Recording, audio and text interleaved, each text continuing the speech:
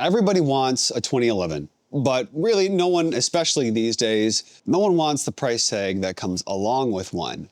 More specifically, everyone wants an American-made 2011. You and your mom know that you can get a really cheap, but then cheaply made 2011 from our good friends over in Turkey. But Staccato, Atlas, Nighthawk, Wilson, even, I dare say it, Race City Defense. Oh man, they're making freaking amazing guns. I digress. I'm sorry, I'm getting this gun out of here. All of these guns are incredible and amazing and testaments to American greatness. They're also brutally expensive. They leave a significant hit on your wallet. So when Kimber came out with the DS Warrior, the 1911 DS Warrior, the question became very obvious. The lens at which we're looking at this through became clear. Is this a legit American-made 2011 pistol for a good price, or is Kimber just trying to jump on the bandwagon of what's popular, of what's hot, score a quick buck, and then leave customers with a product that's fit for a landfill? Today, we're gonna find out. I think you guys know the answer because I'm kind of late to this game, but that makes me no less excited to talk about this gun. Before we do jump in, I would like to be like 100% transparent with you guys. Kimber sent this gun out to me free of charge. There's no money that changed hands. There's no expectations or talking points. I am going to talk about some bad things about this gun. Also, go ahead and check out DK Mags, or a gun store here in Minnesota, but they have an online website that has guns, ammo, holsters, NFA items, accessories, really anything you could want as a gun guy. Use code TKM5 to save 5% off. If you need ammo though, because my code doesn't qualify for it, use Buffalo Creek Ammunition, TKM5 to save 5 on that site as well. All the calibers they offer ship straight to your door with that nice discount. If you want bags or some hunting gear, go to Everell Stock. Use code TKM10 for 10% off. You can find all of those links and more down in the description below, kind of my little bit.ly-esque landing page. Thank you guys so much for supporting the channel that way. I'm trying to get through those faster and faster because I know how annoying it is, but really like that's how I can keep this channel going. That's how I can keep delivering videos to you guys. So I really appreciate all of those who take the time to support me. Right now it feels like, I was thinking about this the other day, the market's flooded, just absolutely flooded with 2011s. I wonder when the fatigue is gonna set in. I think realistically, that's what kind of got this channel to start growing a little bit is, you know, maybe what, 3-4 years ago, getting on the 2011 bandwagon, and here we are later. But obviously, as you guys know, for the longest time, 2011s, the entry level cost was like $2,500, and the ceiling was pretty much sky's the limit. You can get as expensive as you really wanted to get. Now, as of late, we've been looking at some Turkish companies offering very cheap guns, very affordable guns in the 2011 market to kind of get your toes dipped into the water.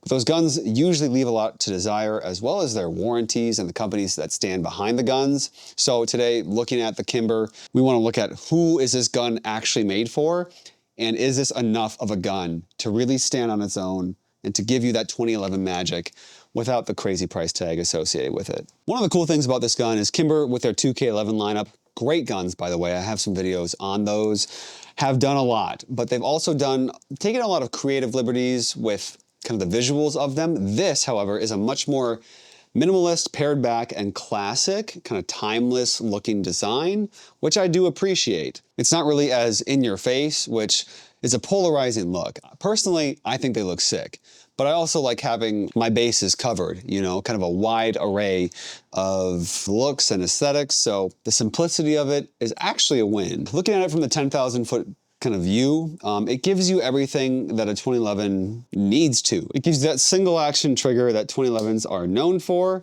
buttery and smooth. Double stack capacity, taking those, standard 2011 mags, provides that grip safety, slim-ish controls, and a familiar grip angle. You get a more modern kind of grip module.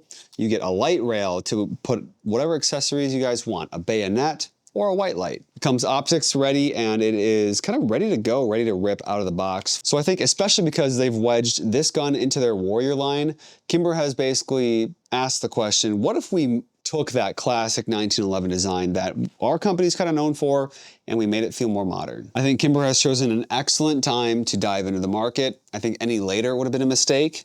Perhaps maybe even earlier. That's because I think a lot of people are very 2011 curious right now. A lot of people, and have been. I myself got 2011 curious. That sounds like a sexual orientation. But I think through various marketing efforts, this gun and kind of like style of gun has just blown up. People have rented a Staccato at their local gun store, they've seen John Wick, or they've just watched a bunch of tactical dudes run them and rave about them. Now they want to get to feel it for themselves. Coming from their Glocks, their MMPs, want to see what this crisp trigger is all about, what the recoil control can do for you, and those crazy follow-up shots and speed and accuracy. But then they look at the price and they go, yeah, no, the wife is gonna kill me. She's absolutely gonna kill me.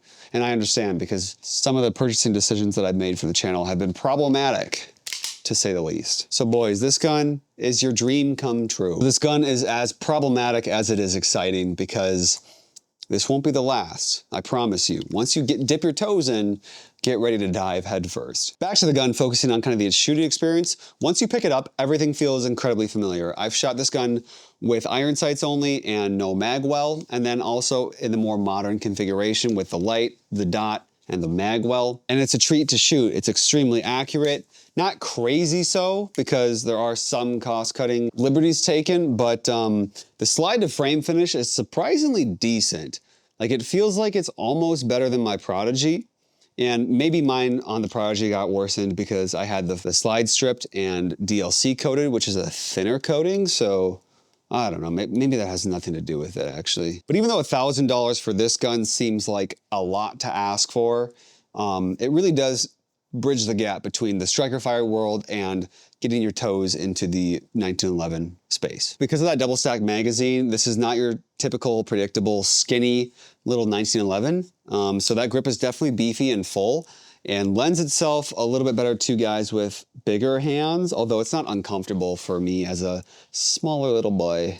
But it does feel different between the grip angle difference as well as the grip girth difference. Coming from an M&P, a Glock, a SIG, God forbid, P320, you're gonna notice something kind of to get used to. On the range, recoil impulse has been great. Typically, I don't like longer 2011 style guns or just longer handguns in general because you really feel that slide mass move and it feels like the gun cycles slower than something of a Commander or shorter length. Thinking like 4.5 inches of a barrel and shorter. However, that wasn't a problem with this gun. I can run it as fast as I can kind of like positively maintain a sight picture. So this isn't a gun that I'm able to really outpace in terms of my skill. Recoil is very soft because of that extra mass. It could be softer if they made a 9mm stainless frame gun, but this one's aluminum, so it is actually surprisingly lightweight for how large of a handgun this is. But they do offer the 1911 DS Warrior in other calibers, of which you can select an aluminum or a stainless steel frame, which I wish was an option because for a gun this big, for me, I'm not going to be carrying it. It's going to be either a nightstand gun or a range toy or a competition gun. And for any of those three scenarios, I would prefer my gun to be stainless versus aluminum. Okay, talking about the reliability section, that's where I want to reveal my couple gripes of the gun. One, with the way that Kimber sent it out to me, they did not include the optic plate. However, they are supposed to, and they said that they do for the guns that you guys will be buying. So if you pick one up, you're gonna get an optic plate with it. If you don't though, let them know and they'll send you one. This, for me, was a prototype gun. The reason why I didn't make a video on it sooner is that my local FFL took their sweet ass time to let me know that the gun had arrived, so I was late to the menu on picking it up and being able to test it out, which sucks because I want to be better than the other gun tubers and be faster than them and come out with the content. I'm kidding, guys, it's fine, it's fine. But the other big thing with reliability that was actually slightly problematic and still kind of is how the gun behaves, how the trigger behaves pre-travel wise. So being a prototype gun, you guys can come to the conclusion of whether or not that has an impact. But very randomly, I would get a extremely heavy trigger pull. Oh, it's doing the trigger thing. No.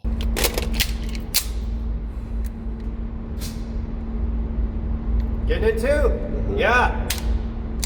I'm talking 15 to 20 pound trigger pull, like heavier than the Kimber K6 XS, which is a 9.5 to 12 pound pull. And I know that's like a hallmark issue of trigger pre-travel and the pre-travel screw not being set properly, but I feel like I futzed with it 3 times and I still, on occasion, get that issue, which is pretty frustrating. So maybe that's something that the Kimber warranty can take care of, have it sent in, but I don't like sending in my guns because it costs me money and time to have a gun sent in. So that's always annoying. However, I would wager that your guys' guns would be reliable. I haven't seen any other YouTubers making videos talking about that being an issue for them, so that might just be a me problem. I'm not sure. Other than that, no issues whatsoever. I ran this with the Kimber mags, ran with Staccato mags, Atlas mags, and even the really crappy Prodigy mags.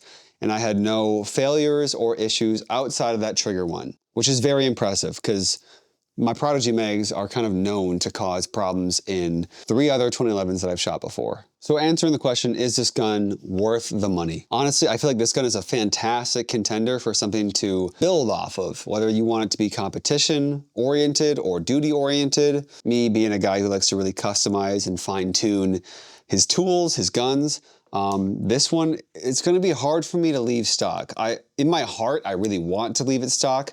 I want to have that excellent Kimber warranty behind it, and I don't want to ruin that. But I also want to port kind of chunk style and then like do some top ports at the same time. I think that would be incredible. I really want to trick this thing out, make it look pretty. But part of me feels like I just really shouldn't. Honestly, if I had to choose between this and a Springfield Prodigy, I would absolutely hands down choose this.